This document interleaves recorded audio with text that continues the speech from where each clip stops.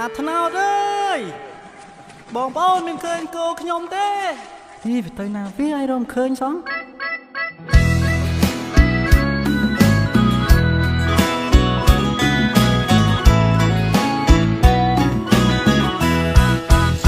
ថ្ងៃត្រង់បាត់គោបងក៏ដើររកពេញ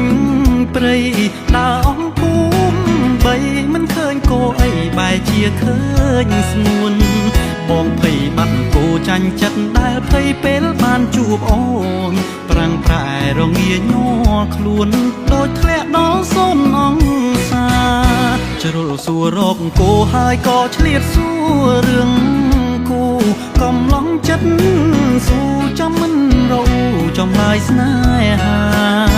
បងស៊ូបាត់គោតែមិនឲ្យបាត់បង់រូបជីវ៉ា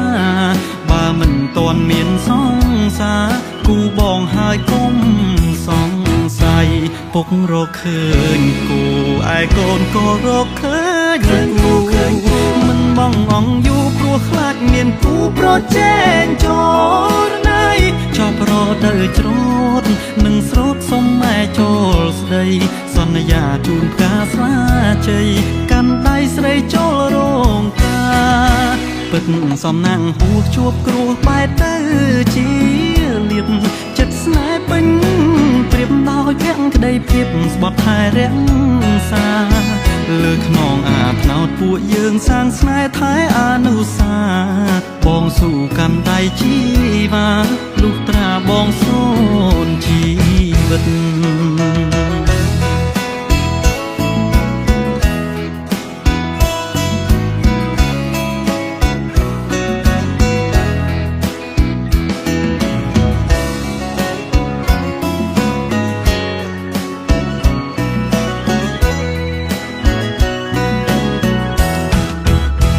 ពុករកឃើញគូឯកូនក៏រកឃើញគូមិនបងអងយូរព្រោះខ្លាចមានគូប្រជែងចោលណៃចប់រដូវច្រូតនឹងស្រោតសុំម៉ែចូលស្ដីសន្យាជូនផ្កាស្លាជ័យកាន់ដៃស្រីចូលរោងការពិតសំណាងហួសជួបគ្រោះបែរទៅជាលៀបចិត្តស្នេហ៍ពេញ